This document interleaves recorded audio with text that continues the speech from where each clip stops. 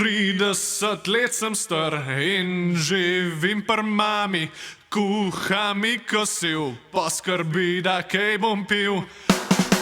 Po končani sem maturi, upisal se na filofaks, začel sem delati za stanovanje in v kot postavil saks. Najel sem flet za Bežigradom, plača je kar hitro šla. V paniki sem po grabu, mrt poklical, ej mami, jaz si doma. 30... Hana Bojanović-Kokot, Alja Pušič, lepo vaju pozdravljam. Dobar dan. Zdravo. In vama čestitam za vajno knjigo, za vajn zbornik, antologijo, o tem bomo še kaj rekli z naslovom Ne boš kupil predpražnika. Mogoče najprej besedo dve o zasnovi knjige. Kot že tradicionalno pri Lajerjevi hiši, odkar delam tukaj, snujemo te antologije, je tudi ta v bistvu sestavljena iz dveh delov, ki se meni zdijo zelo pomembni. Prvi je ta, da sodelujem z tokrat Aljo Pušič, krasno urednico. To je mlada ustvarjalka, ki sem si jo izbrala na podlagi tematike in formata, torej stanovanjske stiske in poezije. In drugi del, to je v bistvu razpis, ki potem povabi vse slovenske avtorice in avtorje, da ustvarjajo poezijo na izbrano tematiko, tako da v bistvu je zbrana najboljša, ki je prispela na razpis. Ta antologija je posebna še pa v tem, da je k njej veliko doprinesla Maša Pirc, fotografinja, ki se je lotila projekta, ki ga je naslovila Nič se sezuvat, in je v bistvu obiskala stanovanja, domove ali pač drugačne bivanske prostore 14 posameznikov ali družin in pač vizualno popisala njihovo zgodbo. Mogoče še konkretneje besedo dve o izbiri tematike. Čigava odločitev je to bila? Je bila moja, Alja? Ja, nisem bila več prepričana. Bila je moja. Pogovarjali smo se, da bi želeli se tokrat lotiti poezije, zaradi tega, ker smo zadnji dve antologiji oziroma 3 posvetili prozi in potem nekako, da bi šli, če je bila erotika res nekaj intimne narave, kar smo želeli potisniti malo agresivno, upam, da uspešno tudi. V javnost smo v bistvu tukaj želeli vzeti protestno poezijo oziroma se vsaj nekako angažirati. Še posebej zaradi tega, ker čeprav se to ne zdi, je to tudi zelo intimna tematika, ki mora biti potisnjena v ospredje. Alja Pušič, v oddaji sodelujete kot urednica, sourednica knjige, ste marsikaj, ste pa tudi pesnica. In bi vas vprašal kot pesnico, kakšno poezijo prinaša ta knjiga? Na moje presenečenje ne prinaša družbeno-kritične, aktivistične poezije, ampak je ta poezija, ki je zbrana v antologiji, nekako obupana od vsega napora, ki so ga dali avtorji oziroma lirski subjekti skozi. Tako da poezija je presenetila, ponovno, se mi zdi, glede na tematiko, ki smo jo pričakovali, oziroma način obravnave tematike, ki smo pričakovali, je spet nek zasuk, ki seveda nekaj pove in o situaciji in o poeziji. Mogoče besedo dve o tem presenečenju. Ste bili mogoče razočarani nad poezijo teh kolegic, kolegov, ker pravzaprav to je poezija, ki je precej zadržana, ne? Ja, poezija je zadržana, se pravim, da ni razočaranje, bolj neko spoznanje, nad katerega smo se potem tudi mi dve mogli odzvati. Jaz recimo v spremni besedi in sem imela težko delo, se mi zdi, ker so vsa orodja, ki sem jih imela pripravljena za spremno besedo in za rokovanje s to knjigo, ko sem bila povabljena, niso prišla več v poštev, ker se potem, enostavno sem se morala vprašati, torej, zakaj ne taka poezija, ki smo pričakovali, zakaj obupana, zakaj se ne bori več poezija, če govorimo o bivanju, če govorimo o iskanju svojega prostora, ker se res pač življenje, bivanje in živeti, bivati se vedno bolj pomikajo stran, postajajo neki poli, ker res neki optimalni pogoji za življenje in delo niso več osnova, ampak so postali luksus, so postali nekaj, kar je treba preplačevati, s čimer se je treba preukvarjati in kar nas vedno bolj utesnjuje. Je ta antologija, ta zbornik generacijske poezije ali sodelujejo v njem tudi avtorji starejših let? Ni omejitve glede na, da bi bila to samo poezija generacije. Je pa res, da je večina avtorjev mladih. Najstarejša avtorica je pa rojena leta 1970, tako da ta obseg smo zajeli nehote, ampak glede na prispevke, ki so bili izbrani in po ustreznosti tematike in po potem tudi neki literarni kvaliteti. Prosim. Zagotovo pa to ni generacijski problem. Mislim, da je to treba tukaj poudariti. Prispele so tudi druge pesmi, ki sicer niso prišle v antologijo drugih generacij, potem pač, ko se je pregledalo tudi podatke. Tako da to ni nekaj, kar ostaja znotraj okvirjev mladih in tudi to ni nekaj, kar bi moralo. To ne sme ostati v naši generaciji, ker pač je to problem, s katerim se moramo vsi aktivno ukvarjati, drugače bo tukaj ostal. Če vas pravilno razumem, ta problem razumete kot družbeni problem, ne pa zgolj generacijski problem. Zagotovo. Imate mogoče kakšno idejo, predlog, sugestijo, kako naj bi družba reševala ta problem? Jaz mislim, da si moramo za začetek nehati pač zakrivati oči in se pretvarjati, da je to nekaj, kar je hitro rešljivo ali pa nekaj, kar je samo jamranje mladih, in se začeti dejansko pogovarjati o tem tako, kot je. In začeti mogoče se tudi dejansko potem pogovarjati o tem, kako ga reševati. Ker konec koncev, mislim, že to, da ni dovolj študentskih domov, kaj šele stanovanj, mislim, da veliko pove o situaciji. Torej, ne, da ljudje ne morejo dobiti svojega stanovanja, ljudje nimajo bivanja ali postelje tekom študija. Kaj šele tega, da bi potem lahko imeli svoj prostor zavedno, ali pa ne najemali do pokoja. In če govorimo o pokoju ali pa starejših, tudi stisko imamo, kar se tiče domov starejših občanov. To je problem, ki je veliko širši kot to, o čemer govorimo v javnosti. In to zagotovo ni samo to, da je pač premalo stanovanj ali pa da so prazna stanovanja. To je nekaj širšega in globljega, kar pač ignoriramo s tem, ko govorimo o tem, da je to samo nekaj malega. Zdaj ste opisali situacijo, ne? Me pa zanima vseeno konkretne. Imate mogoče kakšen konkreten predlog, kako bi reševali situacijo? Jaz lahko ponudim arhitekturni vidik tega, glede na to, kar študiram, se mi o tem na fakulteti v bistvu dosti pogovarjamo, ampak se mi vseeno zdi, da pri reševanju bivanjske problematike se mi seveda obračamo na arhitekturo, ne, v sklopu študija. Ampak bivanje je v bistvu problem vseh plasti sfere človekove in s tem arhitektura ima nekaj, nima pa kaj dosti. Tako da odgovora zagotovo ni vredno oziroma ni moč iskati v arhitekturi, oziroma ga ni moč iskati zgolj v arhitekturi. Seveda je to, v bistvu je to mrežni sistem reševanja, po moje. In to, da se zatekamo, ne vem, v arhitekturne zasnove in potem, kako bomo mi optimizirali človeško življenje, se mi zdi, da smo se že iz zgodovine naučili, da ne obstaja človek kot pojava, ki bo v neki hiši živela, univerzalna, kot nek univerzalen duh bivanja, da smo že prešli to in torej ne moremo z neko univerzalno zasnovo, z univerzalno arhitekturo odgovoriti na bivanjsko problematiko, zato ker arhitektura, tako kot vse drugo, nima kaj dosti, ampak skupaj pa imajo lahko, po moje, odgovor. Tako da zagotovo reševanje na nek mrežen način oziroma izhajanje iz nekega mrežnega spleta področji in pogojev, da se potem ponudi seveda več odgovorov na to. Vrnimo se k vajini knjigi. Omenili sta, da to ni generacijska knjiga. Zanima me, koliko avtoric, avtorjev sodeluje v knjigi, ker imam občutek, da prevladujejo pesnice.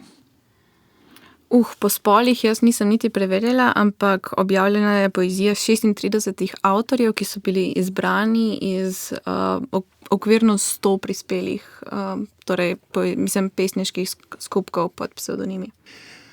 Bi ostal pri tem vprašanju, ker imam občutek, da so avtorice nekako bolj senzibilne, bolj odzivne, da se odzivajo na to tematiko, problematiko, tudi celostno, osebnostno, ne zgolj socialno.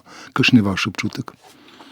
Ja, glede na število, v bistvu v vseh, nasplošno v trenutni produkciji poezije, se mi zdi tudi ta knjiga ne izstopa, da je več ženskih glasov, ampak mi to seveda pozdravljamo. če lahko nekdo nekaj ponudi, potem seveda ni pomembno, kak glas je to po nekih predispozicijah, ampak kak glas je to, ko se pač oglasi v obliki poezije. Ampak ja, je pa res, da prevladujejo pesnice. Pred našim snemanjem sem posnel tudi 2 pesnici, ki sta prebrali svoje pesmi. Najprej bomo slišali Špelo Setničar. Razmišljala sem o stanovanjski problematiki in se spomnila na to, kako pravzaprav zapuščamo velike družinske hiše in se selimo v draga najemniška stanovanja, zato da bi bili lahko bliže službi, morda bliže nečemu, kar nas povezuje z mestom. Tako da ja, in nastala je ta pesem z naslovom Hiša žalosti. Hiša žalosti. Spomnim se dekleta, ki je dokazalo, da lahko živi v kontejnerju. Bivanje je dolg performans. V Ljubljani z visokimi najemninami. V začasnem stanovanju s cimrami. Ko stara mama vpraša, zakaj sta tudi starša zapustila družinsko hišo, in se na njenem obrazu guba pod očesi počasi okrivi. Oko ji trzne. Predvčerajšnjim vstopim v svojo otroško sobo. Izgleda prazno. Na terapiji položim glavo na imaginarno avtocesto, ki pelje čez tepih v nekdanji igralnici. V prostoru, kjer sem se nazadnje počutila varno. Stara mama reče, nič. Ko bom prestara, me dajte v dom, prodajte hišo. Iz glasu odmeva pod stopnicah, po dolgo neobiskanih spalnicah, odmeva v shrambo, kjer je moje otroško skrivališče, kjer sva sestro na kratko postrigli vse barbike. Tiho zapiram vrata, še en stanovanjski performans. Na pragu bloka me spet preseneti sosed in gnjavi s harmonijo parkiranja. Najemnina je vedno višja. Stara mama je vse bolj žalostna. Ko strmiva v prazne hiše, rečem, zdi se mi, da tudi travme odhajajo. To je bila Špela Setničar, prebrala nam je svojo pesem z naslovom Hiša žalosti. Alja Pušič, kako ste doživeli to pesem? Ta pesem potrjuje nek pristop, ki smo ga pa pričakovali, recimo, če se navežem na to, kar prej nismo pričakovali, torej neke osebno izpovedne pesmi, torej zaris nekega tipičnega dogajanja za nekoga pišočega. Je pa res, da kljub temu, da so to tipična dogajanja, je meni neka lepota v tem, oziroma neka kolektivna estetika v tem, da se o bivanjski problematiki, glede na to, koliko se o njej govori, glede na to, kako jo vsi čutimo, da tudi če lirska subjektka v tej pesmi oriše točno neko dogajanje, mi ne rabimo vedeti, kaj se v hišah dogaja, pa vseeno vemo, o čem govorimo, ko govorimo o bivanjski problematiki. Ko sem poslušal oziroma bral to pesem, sem dobil občutek, da je pravzaprav stanovanja, hiša, ta prostor bivanjski presečišče vsega, da je središče sveta. Tukaj se dogajajo, žalostne zgodbe, zgodbe spomina, vse možne zgodbe. Je tak občutek koliko toliko točen? Ja, je točen in to je ta tudi način reševanja pri samemu sebi, ki je prav tako mrežna shema. In potem bi bilo reševanje stanovanjske problematike in nekega kolektivnega, v bistvu samo večje merilo te osebnega nekega mreženja. Skratka, vse govori o mreženju, vedno izhajamo iz nekega mreženja, vedno se stvari prepletajo, in kar je meni se zdi najbolj važno pri tej poeziji, najbolj pomembno, je to, da je vse v tej mreži pomembno. Mogoče je nekoliko drugače pri pesmi, ki nam jo bo prebrala Ana Štular. Kupim hišo iz opek.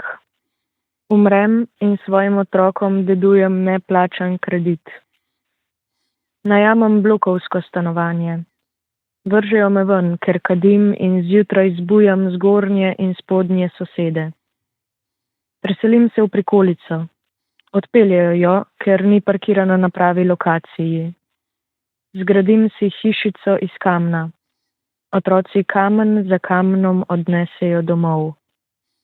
Postavim si lopo iz lesa, pogori v kraških požarih. Poskusim s slamo, veter dom odpihne. Skušam si zgraditi mesto iz Lego kock, a teh si ne morem več privoščiti. Zato zgradim grad iz peska. Valovi ga v pol ure odplaknejo. Ne preostane mi drugega, kot vrniti se k staršem. Slišali smo pesem, ki nam jo je prebrala Ana Štular. Pesem se začne z verzom Kupim hišo iz opek. Upam, da ne bo zvenelo pokroviteljsko, ampak pesnica je letnik 2007 in pri njenih letih bi pričakoval, da piše o čem drugem. O ljubezni mogoče, o prijateljstvu, o naravi, ne vem. Piše pa o zelo stvarni socialni tematiki. Kakšen je bil vaš občutek ob tej pesmi Hanna Bojanović-Kokot? Jaz ne bi rekla, še posebej pa, ko smo izvedeli, da je to Ana Štular, da me je ta navezava presenetila. Se mi zdi, da si v bistvu je ona že utrdila takšno mesto svojo pesniško zbirko, ki se prav tako, mislim, mogoče bom subjektivna, ker sem imela privilegije urediti, ampak kar suvereno loteva tematik, ki jih ne bi pričakovali od človeka njenega letnika. Ampak se mi pa zdi, da je mogoče to bil tudi ton, ki smo ga vsaj kanček bolj pričakovali od avtorjev oziroma prispelih pesmi in hkrati vleče nekaj, kar je podobno, neke motive, ki so podobni tudi v drugih pesmih in se sklicuje na v bistvu materiale, na dostopnost materialov, a ne, in konec koncev skoraj da ne utopijo tega, da bo nekoč imela nekaj svojega. Tako da se mi zdi pa, kar je tukaj sklepno in kar je bilo tisto najbolj presenetljivo, a ne, da kljub temu, da se loteva tega zelo suvereno in v bistvu neposredno, tudi z nekim zelo mogoče ali pa kanček agresivnim tonom, vseeno pesem je rezignirana. A ne. Tu smo še vedno vdani v usodo, ne glede na to, kakšen je ton in kakšen je stil pesmi. V bistvu se samo iz neke kanček drugačne perspektive umešča v isti položaj kot velika večina drugih pesmi v zbirki. Alja Pušič, nekoliko ste prikimali.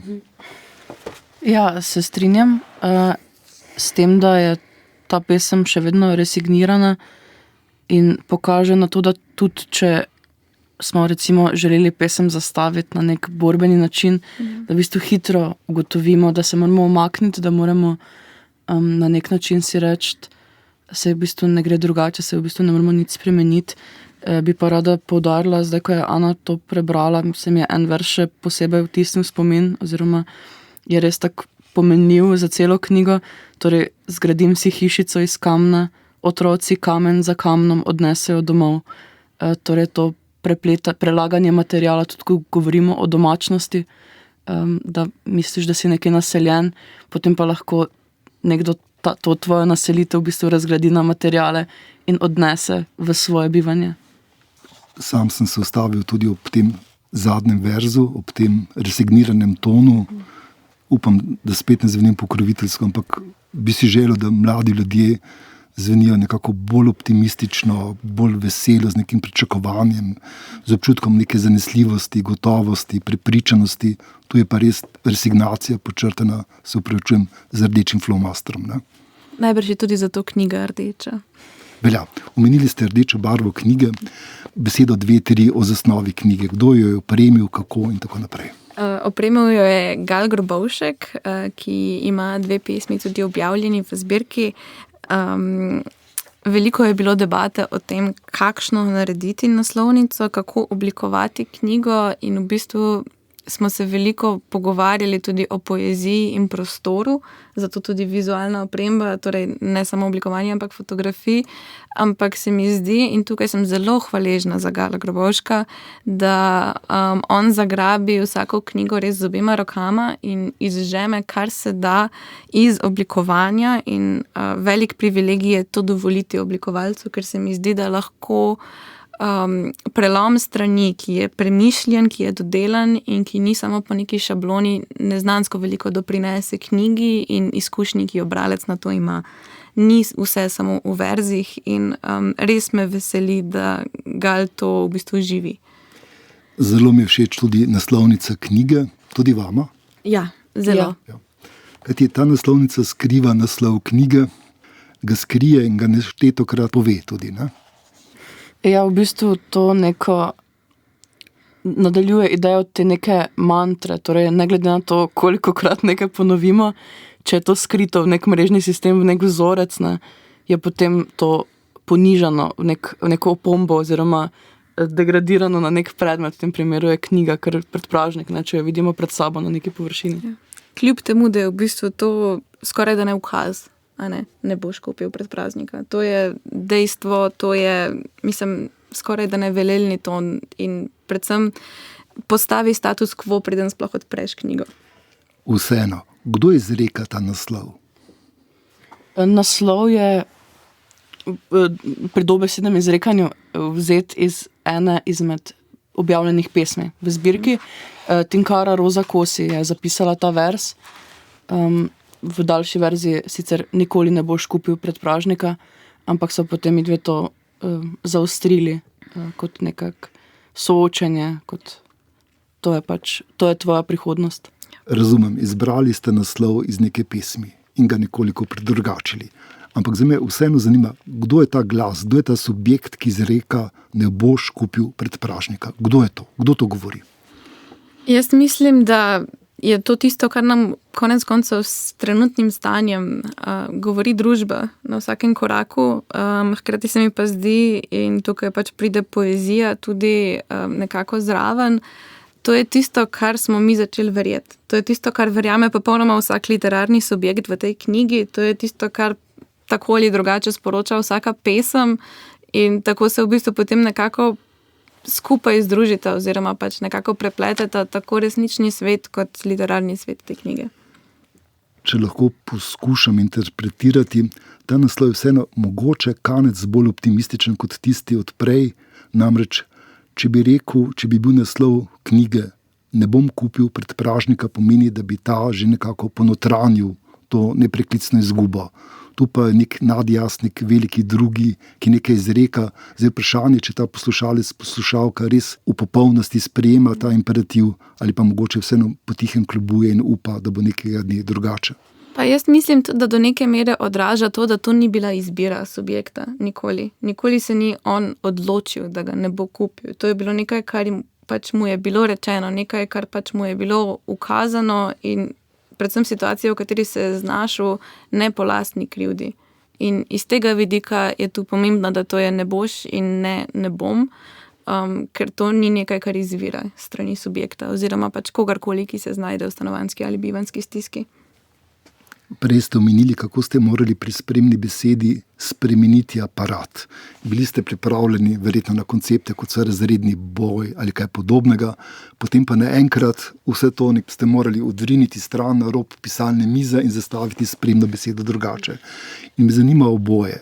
Ali je v tej knjigi vseeno kakšen glas, ki nekako pritrjuje temu vašemu upu, ki izraža to socialno stisko nekoliko bolj odločno, ne bom rekel bojevito?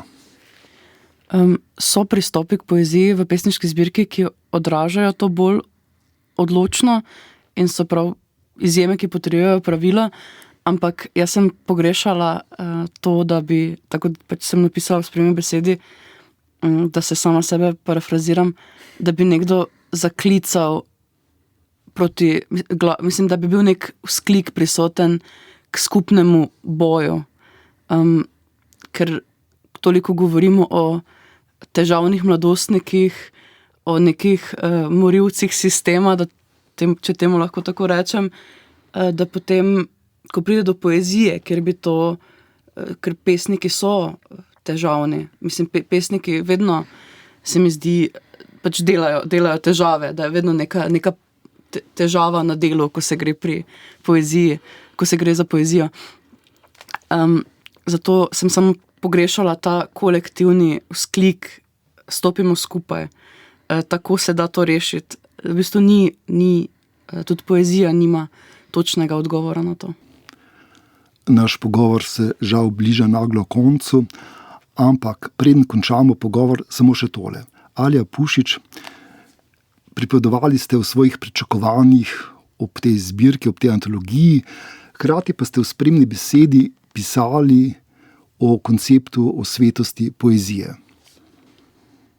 Ja, poezija je v bistvu zanimiv medij pri izražanju stiske bivanjske, ki je povezana z nekimi ekonomskimi dejavniki in z premoženjem, v bistvu, z situiranjem, da se mi zdi ta razdalja, ki jo ima poezija do bivanja v smislu denarja, v bistvu, pač v današnjih časih, res tako, da pustimo poeziji svetost, naj ostane očiščena koncepta kapitala, ampak lahko pa vseeno seveda govori o konceptu kapitala. Hana Bojanović Kokot, še zadnje vprašanje za vas. Omenili ste že Gala Gorbovška, ampak v današnji oddaji nastopa tudi kot član skupine Smetnaki. Ne? Mogoče besedo dve od njegovi glasbi in njegovem prispevku. Upam, da mu naredim tukaj pravico. Smetnaki so glasbena skupina, kranjska glasbena skupina, v kateri Gal Grobovšek igra saksofon in hkrati poje in piše besedila. Meni je bila vedno zanimiva njegova dinamika, ko se pogovarjava, ker imam privilegij, da sva tudi prijatelja, o tem, kako se loteva poezije, za razliko od tega, kako se loteva v bistvu tekstov, ki jih piše za band, in ful me veseli, da smo v bistvu začeli ta prispevek z glasbeno spremljavo Hotel Mama. To je pesem od Smetnakov, ki mislim, da se je prva tudi predvajala na radijih, vsaj na nacionalnih radijih, tako da hkrati se pa loteva iste tematike, kot se je loteva poezija, tako Galova kot druga poezija v zbirki, tako da mogoče bi jaz za zaključek najraje povabila vse bralce, da zdaj, ko so slišali komad Hotel Mama, še preberejo Galovo poezijo in poezijo drugih pesnikov in pesnic, da nekako lahko res vidijo različne pristope k obravnavi v bistvu te tematike v umetnosti. Hana Bojanović Kokot, Alja Pušič, hvala vama za vajino zbirko, za vajino antologijo z naslovom Ne boš kupil predpražnika in hvala za pogovor. Hvala za gostoljubje. Hvala lepa.